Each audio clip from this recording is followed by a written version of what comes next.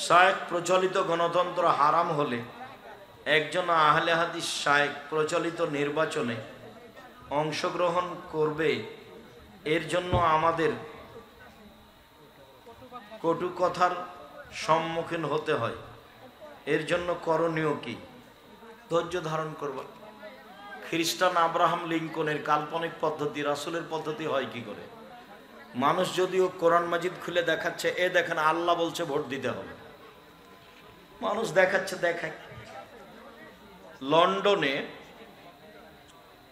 ওই যে রানী কিছুদিন আগে মারা গেল, ওর নাম কি, যার পৃথিবীতে চলার কোনো লাগতো না, পাসপোর্ট রাখতো, এলিজাবেথের বাড়ির সামনে কয়েকজনের মূর্তি আছে, তার মধ্যে আব্রাহাম লিঙ্কনের আছে, আর আছে ভারতের ওই যে যারা স্বাধীনতা দেখিয়েছে, গান্ধী, মহাত্মা গান্ধী হলো ওদের পীর। মহাত্মা গান্ধীর মতো লোকের মূর্তি ওদের বাড়ির সামনে থাকবে কেন? কি এমন তার মানে সব কূট চালিয়েছে। 750 বছর এদেশে যা করেছে মুসলমানেরা, স্বর্ণ সানি বাড়িঘর রূপা চাঁদা যা কিছু করেছে, ওরা এদেশে থেকেছে 190 বছর, সব নিয়ে গেছে ব্রিটিশরা। ওদের বাড়ির সামনে এই গান্ধীর মহাত্মা গান্ধীর মূর্তি, আব্রাহাম লিঙ্কনের মূর্তি, কষ্টকর।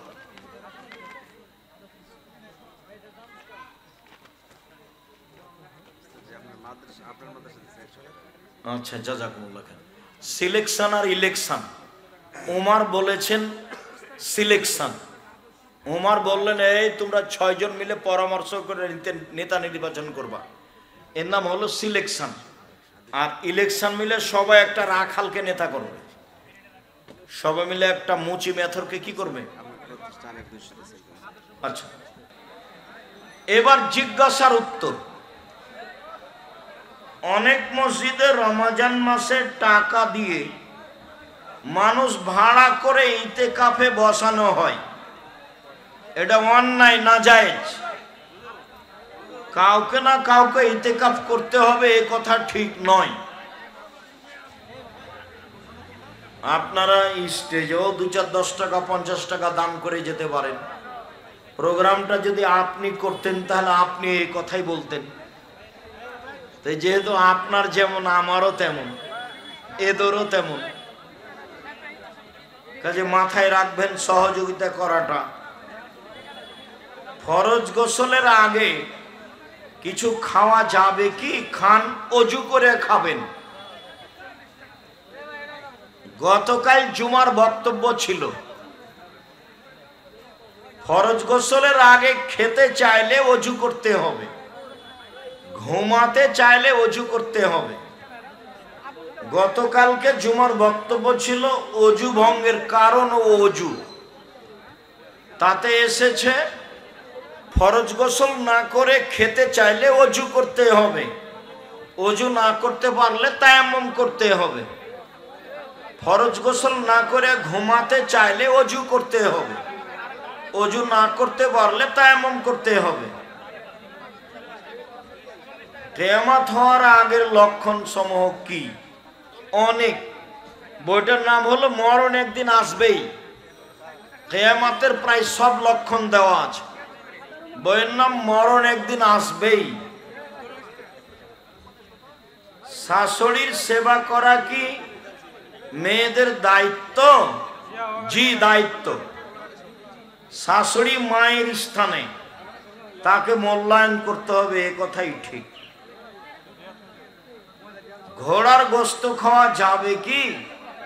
যাবে, খান। যাবে হলেই খেতে হবে। কচ্ছপ খাওয়া যায়, খান। কাঁকড়া খাওয়া যায়, খান। কুচে মাছ খাওয়া যায়, খান। পানিতে যা আছে সব হালাল, যা আছে শুঁশু টুসু, যা আছে ঘেড়াল আর যা যে কুমির, সব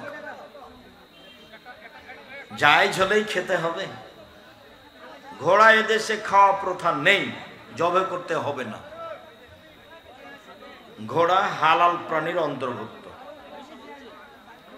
হিন্দু নাপিতের কাছে মাথার চুল ছোট করা যাবে? যাবে, কোনো সমস্যা নেই। হিন্দু মানুষদের বাড়ি ঘর নির্মাণ করে নেওয়া যাবে, তবে মুসলমান ওদের মন্দির তৈরি করে দিতে পারবে না। মুসলমান ওদের বাড়ি ঘর তৈরি করে দিতে পারবে।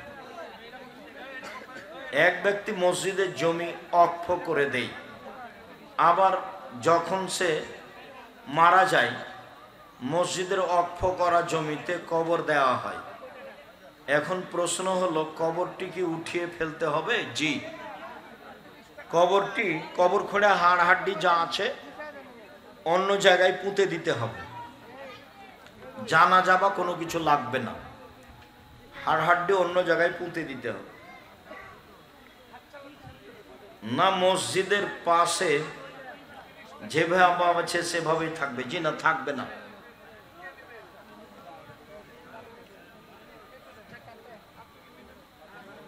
অক্ফের জমি না হলে, নিজের জমি হলে মসজিদ এবং ওই কবরের মাঝে প্রাচীর দিয়ে দিতে হবে।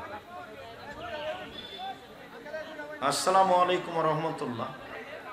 শায়েখ, মসজিদের ভিতরে আজান দেওয়া যাবে কি? আজান মানুষকে শোনানো, আজান দেওয়া সুন্নাত বাহিরে উঁচু জায়গা থেকে।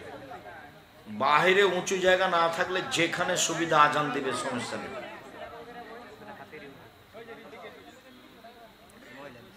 শায়েখ, আমাদের মসজিদে মুসল্লি বেশি হওয়ার কারণে মসজিদ বড় করা দরকার, কিন্তু পর্যাপ্ত পরিমাণে জমি না থাকায় সম্ভব হচ্ছে না। এমত অবস্থায় জনস্বার্থে মসজিদ স্থানান্তর করা যাবে কি? করেন, এখনই করেন। ওই জমিটা বিক্রি করে দেন। যারা কিনবে তারা বাড়ি বানায়, টয়লেট বানায়, যা বানায় বানায়, তবে যারা দান করেছে তারা কিনতে পাবে না। হ্যাঁ, তারা নিতে পাবে এওয়াজ ফের। এওয়াজ ফের বুঝেন কি আপনারা? মানে অন্য জায়গাতে জমি দিতে হবে। তো যেখানে আপনারা মসজিদ করতে চাচ্ছেন সেই জমিও কিনে দেখ আর এটা নিয়ে নে। তখন দলিল হবে কমিটির সাথে। কি দলিল? পরিবর্তন। বুঝা জানে নাকি? পরিবর্তন দলিল। ও কিনতে পাবে না, কিনা নিষেধ। জি, এই মসজিদ ছেড়ে দেন, অন্য জায়গা ঠিক করে মসজিদ তৈরি করেন। গন্ডগোল করতে হবে না, মসজিদ স্থানান্তর করতে হবে, এটাই ঠিক। এই জমি বিক্রি করে দেন, নইলে জমিতে বাড়ি তৈরি করে ভাড়া দেন। যেটা কমিটি সুন্দর মনে করবে সেটা করবে, সেটাই জায়েজ। শায়েখ, মোবাইল থেকে কি এটা ইমার্জেন্সি ব্যালেন্স নিলে যে টাকা 2 টাকা করে কেটে নেওয়া হয়, সেই টাকা কি সুদ হবে? এর ফাংশনই আসলে কঠিন। এই যেসব পাপ মানুষকে চতুর্দিক থেকে ঘিরে ধরে, মোবাইল ফাংশন তার একটা। এমন করা আছে যে আপনি তাৎক্ষণিক ওই ব্যালেন্স নিতে আপনি বাধ্য। আর দিন যত যাবে মানুষ তত তাড়াহুড়া করে। এইভাবে কেটে নেওয়া সুদের অন্তর্ভুক্ত পড়ে না, তবে টাকা দিয়ে যে পরিমাণ দিল তার চেয়ে বেশি নিল, তাই না? যে পরিমাণ দিল তার চেয়ে বেশি নিল, সুদ। হুবাহু এটা নিলে সেটা হলো সুদ, এটাই সুদ। জুলুমও আছে, সুদও আছে। অজুর সময় জামাতের ডান হাতের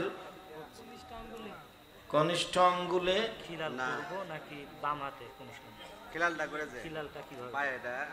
বাম হাতের আঙ্গুল দিয়ে, বাম হাতের আঙ্গুল দিয়ে। বাম হাতের আঙ্গুলে অসুবিধা হলে ডান হাত লাগাতে পারেন। বাম হাত ব্যবহার করবেন পায়ের আঙ্গুল খিলাল করার সময়। আমার বাড়ি রাস্তার সাথে, আমার বাড়ি রাস্তার সাথে কোরআন তেলাওয়াত কি মনে মনে পড়িব না জোরেই পড়ে? জোরে পড়েন, সমস্যা নেই।